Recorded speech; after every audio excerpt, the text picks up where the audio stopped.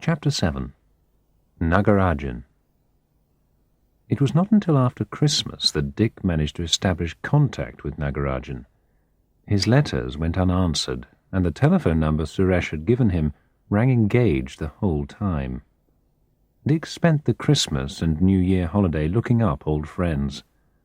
Eventually he received a card from Nagarajan, inviting him to visit at your earliest convenience.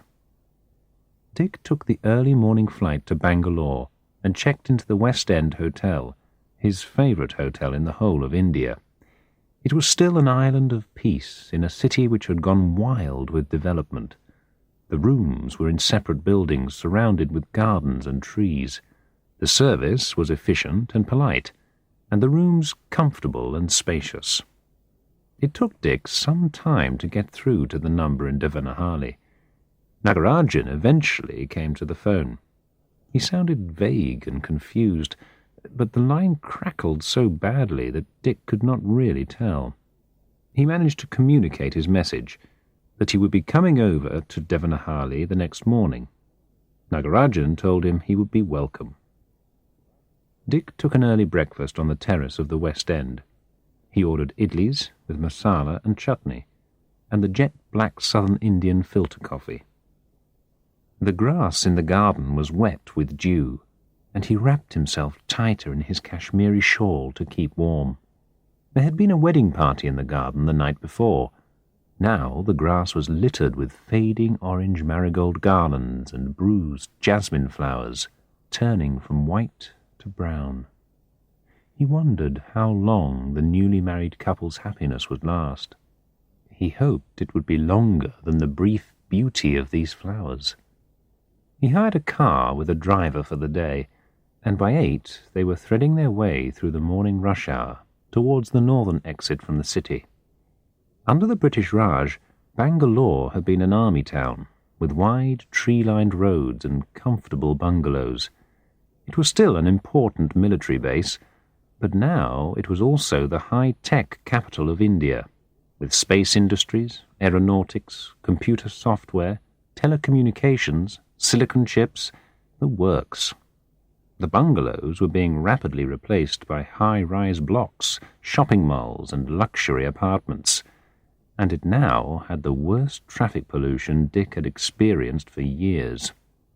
They passed the Maharaja's palace, hidden behind groves of eucalyptus trees, then out beyond the agricultural college and all the research institutes which were springing up along the road. They passed the Parsi Towers of Silence, where dead bodies were left exposed to be eaten by birds of prey. It looked abandoned, and did not seem to have been used for some time. The traffic was chaotic. Yellow auto-rickshaws weaving in and out of the traffic, sometimes carrying 7 or more people. Buses so overloaded that they sagged down at one corner. Lorries piled so high with sugarcane that they seemed about to turn over. Old cars driven by even older men, clutching the steering wheel as if their lives depended on it, and they did. Gradually, the traffic thinned as they got farther from the city. Rural India, the India of the villages, surrounded them again very soon after they left the city. Bullock carts moved slowly along, loaded with sugarcane, hay, groups of people. The road was lined with tamarind trees, many of them scarred by traffic accidents, and with families of monkeys playing under them. Beside the road, there were the dark green mango orchards, fields of grapevines, groves of coconut palms, silvery sugarcane plantations, small fields of red peppers, and, of course, the bare granite rock of the Deccan Plateau. They turned right at the road junction at Dodbalapur, taking the direction of Nandi Hills. Dick had heard about the hills, but never visited them. He did not realize then what an important role they were to play in his life. It was 10 when they arrived in Devanahalli. It took some time before Shoked, the driver, located Nagarajan's house. They found it in a quiet lane, well away from the town centre. It was a single-story house, built from granite blocks, like all the other houses in the town.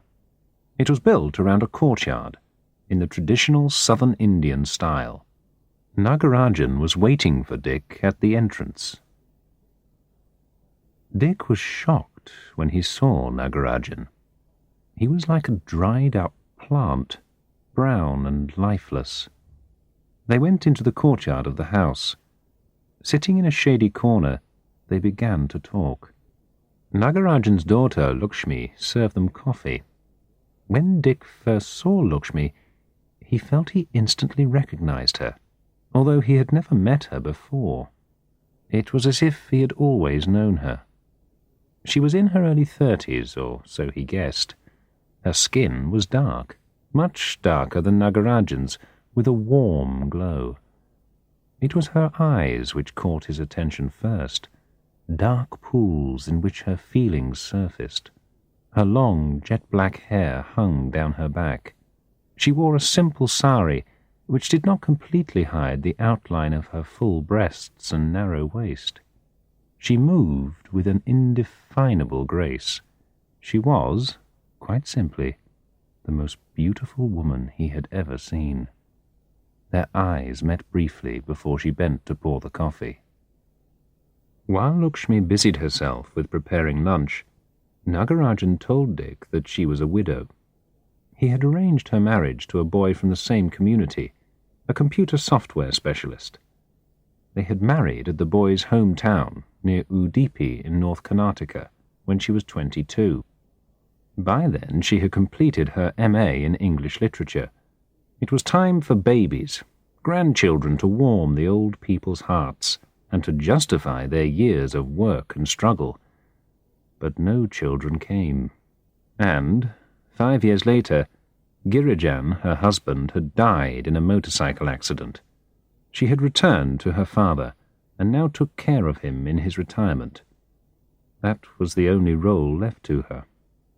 As they talked, Nagarajan drank. Dick had brought him a bottle of duty-free whiskey as a present. Nagarajan steadily drank his way through it. He had always been a heavy cigarette smoker, but now he smoked beedies, thin hand-rolled black tobacco sticks, which gave off an acrid smoke and choked anyone who inhaled it. The room was soon filled with smoke. "The horse races begin again soon," he said, coughing his dry smoker's cough.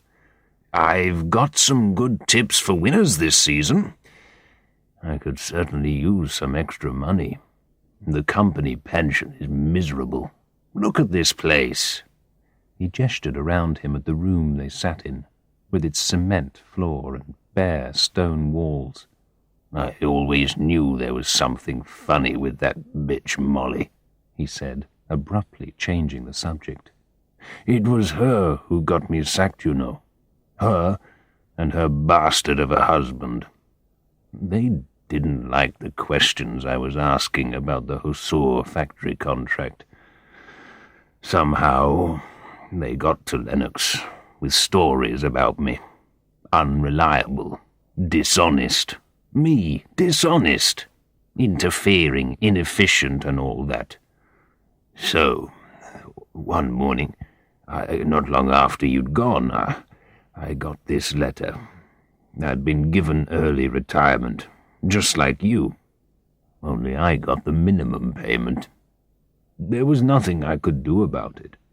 I wrote letters to Delhi, but never got a proper answer. What the hell was going on there, Dick?" "I'd hoped you might tell me," said Dick. "How is it that the Vishwanathans always seem to have so much power?" "Well, I don't know for sure, Dick," said Nagarajan, becoming more and more informal as the whiskey took its effect. He had never before called Dick by his first name. "But you know that they all knew each other in the old days, don't you? Madras was Lennox's first post with the company. I remember because I'd only just joined as a typist. Vish was a typist, like me, and Molly was a telephone operator. That Molly was quite a girl in those days. She knew how to enjoy herself all right. plenty of rumours about her, I can tell you. I think old Ned Outram, he was in the factory at the time as chief engineer. I think old Ned fancied her. They went out together, I think, for a while. I'm pretty sure it was Ned. I don't know. It's all mixed up in my mind now. Lennox was around too, without his wife to start with. She only came out to join him later. It was all such a long time ago. It wasn't long after that she went off to the UK on special leave. Molly, I mean. That caused some gossip, I can tell you. She told everyone she was going to look after her sick uncle in Birmingham. No one believed that, though. Some people even said she'd gone to have an abortion in secret. Well, I don't know about that, but I know she didn't waste any time in marrying Vish when she got back. And they never had any children. I always wondered about that. Of course, Lennox had gone to Egypt by then, on promotion. I always thought he was a crafty bastard, that one. Was it Ned? I don't know. Well, have another drink, Dick. Doesn't anyone know what she really did when she was in the UK? Asked Dick. Surely someone must know. Maybe Percy Hancock might know if he's still alive. He was in charge in Delhi at that time. He must have approved the leave. I always thought they were perfectly suited to each other. Molly and Vish, I mean. Both as evil as each other. I hate their guts. I just hope they get their punishment one day. Have another drink.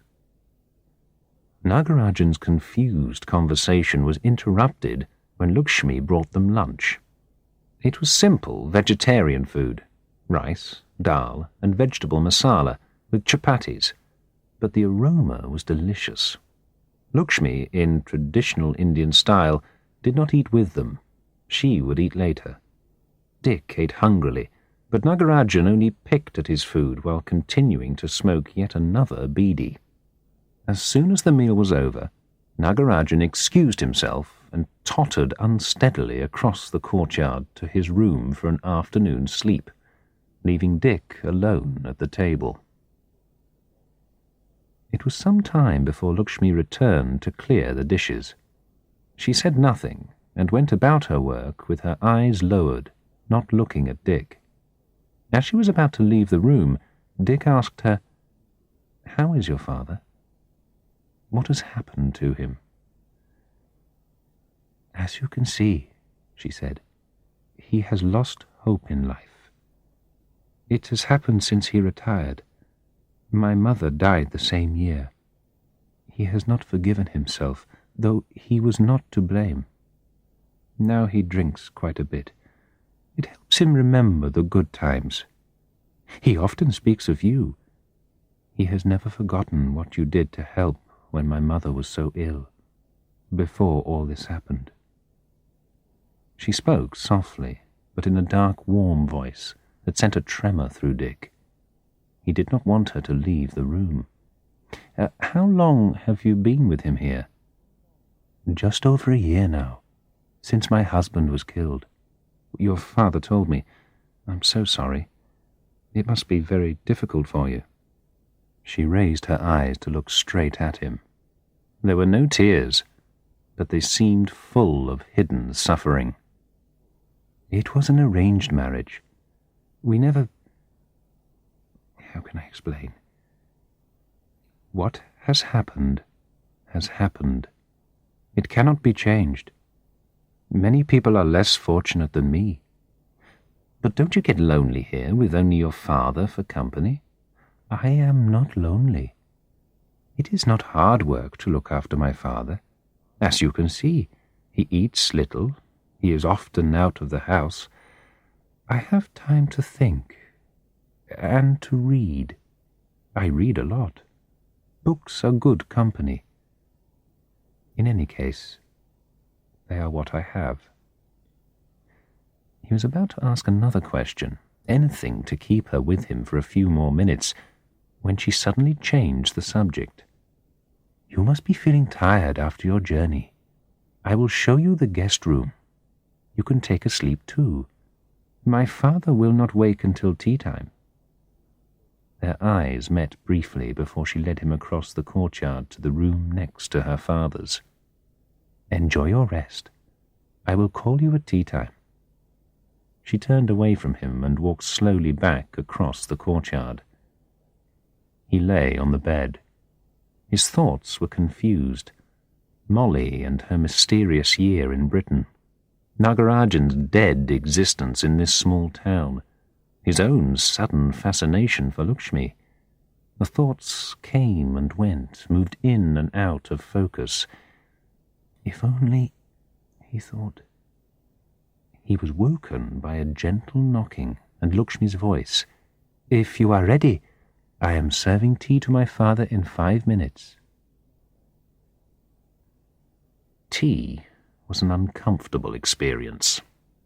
Nagarajan's mood seemed to be heavy without alcohol to lighten it. The whiskey bottle now stood empty on the table. He still seemed half asleep. He silently smoked one beedi after another while slowly sipping his tea. Lakshmi said nothing, though Dick occasionally caught her eye. After drinking 2 cups, Dick rose to leave. Why don't you stay? Asked Nagarajan roughly. Isn't my house good enough for you? Lakshmi opened her mouth to speak, but he silenced her with a look. Anyway, I thought you would stay for 1 or 2 days. There's no one to talk to here except fools. He seemed unaware of the insult to his own daughter, but no doubt she did not qualify as someone fit to have a conversation with. Anyway, go if you must, but you're always welcome to my house. I have never forgotten what you did for Mrs. Nagarajan. Ask Percy Hancock. He must know something. Dick left him slumped in an old chair in the corner of the darkening room, still smoking. The sound of his cough followed Dick out. Lakshmi accompanied him to the door leading to the street. His car was waiting. They stood for a moment before he got in. Please excuse my father for his rudeness. He doesn't mean it. It's the way he is now. It's not always easy to... Her voice trembled as she looked down. He saw the tears filling her eyes. There's nothing to excuse, said Dick. I've had a good day and you've been very hospitable. I think I shall take your father up on his offer to come again. I hope you will. Her voice was steady again, and she smiled. As the car drove off, he looked back. She was still standing in the street. She did not wave. Behind her, rising above the town, he saw the dark shape of the Nandi Hills in the gathering dusk.